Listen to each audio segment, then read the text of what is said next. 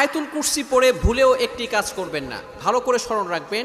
আয়াতুল কুরসি পড়ে আমরা যে ভুল কাজটা করে থাকি, আয়াতুল কুরসি হচ্ছে পবিত্র কোরআনুল কারীমের ভিতরে সর্বশ্রেষ্ঠ আয়াত হচ্ছে আয়াতুল কুরসি। সূরার ভিতরে সর্বশ্রেষ্ঠ সূরা হচ্ছে সূরা ফাতিহা, সূরা ইয়াসিন, সূরা বাকারা। তবে আয়াতের ভিতরে সর্বশ্রেষ্ঠ আয়াত হচ্ছে আয়াতুল কুরসি। 3 নম্বর পারার 1 নম্বর পৃষ্ঠা সূরা বাকারার 255 নম্বর আয়াত।